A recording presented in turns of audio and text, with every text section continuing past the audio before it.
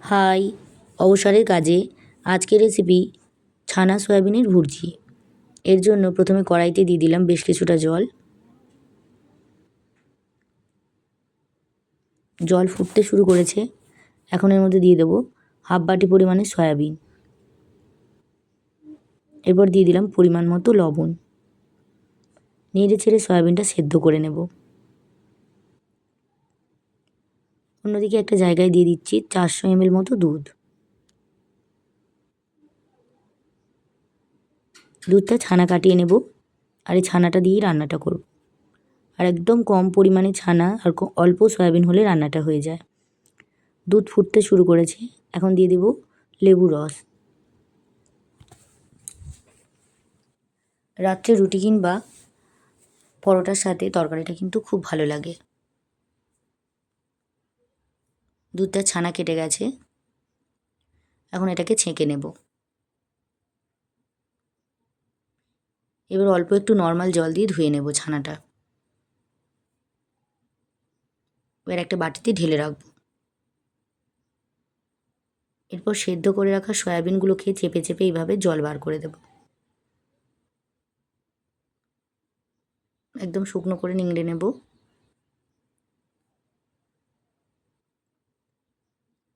এরপর মিক্সিং জারের মধ্যে দিয়ে দেবো সয়াবিন। আমি দুবারে কিমাটা বানিয়ে নিচ্ছি। আর একদম অল্প একটু ব্লেন্ড করে অফ করে দেব। ঠিক এরকম ঝুরঝুরে হবে ছানাটা। এরপর মশলা বানানোর জন্য দিচ্ছি টমেটো কুচি, আদা আর রসুন, কাঁচা লঙ্কা। এবার অল্প একটু জল দিয়ে দিলাম। একদম স্মুথ একটা পেস্ট বানিয়ে নেব।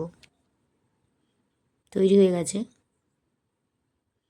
এবার ছানাটা হাত দিয়ে হালকা হাতে একটু মেখে নেব। মিহি করে মাখবো না, অল্প অল্প করে, ঠিক সয়াবিনের কিমার মতো। এবার কড়াইতে দিয়ে দিলাম 1 চামচ সাদা তেল। নেড়ে চেড়ে এর মধ্যে দিয়ে দেবো সয়াবিনের কিমা। এবার সয়াবিনের কিমাটাকে একটু নেড়ে ছেড়ে নামিয়ে নেব। আপনারা চাইলে এখানে সাদা তেলের পরিবর্তে বাটার ইউজ করতে পারেন। বাটার দিলেও রান্নাটার ভালো টেস্ট হয়। এবার সয়াবিনগুলোকে নামিয়ে নিচ্ছি। এরপর কড়াইতে দিয়ে দিচ্ছি 2 চামচ পরিমাণে সাদা তেল। তেল গরম হয়ে গেলে এর মধ্যে দিয়ে দেবো গোটা গরম মশলা, ক্যাপসিকাম কুচি,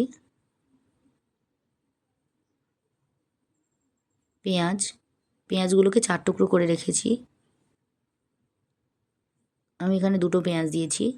এবার নেড়ে চেড়ে পেঁয়াজ আর ক্যাপসিকামটাকে হালকা ভেজে নেব। খুব বেশি ভাজলে রান্নাটার টেস্ট চলে যাবে। এরপর দিয়ে দেবো বেটে রাখা মশলা। নেড়ে চেড়ে দেব। যেহেতু মশলাতে একটু জল আছে, এখন তাড়াতাড়ি দিয়ে দিচ্ছি হলুদ আর লঙ্কার গুঁড়ো। এখানে আমি লাল লঙ্কার গুঁড়ো দিচ্ছি এখন। নেড়ে চেড়ে মশলাটাকে একটু ভেজে নেব।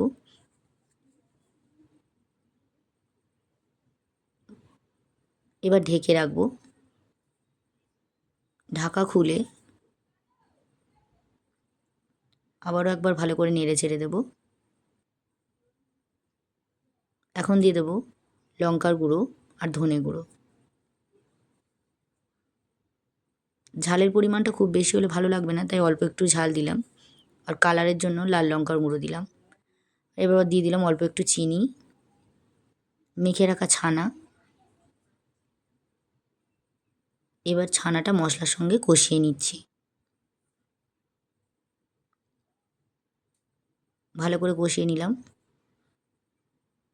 এরপর দিয়ে দেব সয়াবিনের কিমা। আবারও সয়াবিনের কিমাটাকে একই রকমভাবে মশলার সাথে কষিয়ে নিচ্ছি।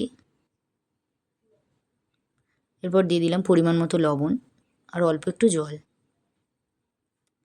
একদম ঝুড়ো ঝুড়ো হবে রান্নাটা, যেহেতু জলের পরিমাণটা খুব কম লাগে। এবার দিয়ে দিলাম কিশমিশ।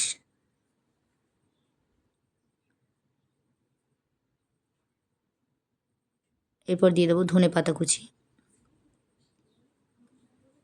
এবার 5 মিনিট রান্না করে জল শুকনো হয়ে গেলে নামিয়ে নিলেই তৈরি ছানা সয়াবিনের ভুর্জি। দারুণ রান্নাটা একবার ট্রাই করে কমেন্টে জানাতে ভুলবেন না। ভিডিওটি ভালো লাগলে লাইক, কমেন্ট, শেয়ার করবেন। যারা যারা ফেসবুক থেকে দেখছেন চ্যানেলটা ফলো করবেন। ভিডিওটি সম্পূর্ণ দেখার জন্য ধন্যবাদ।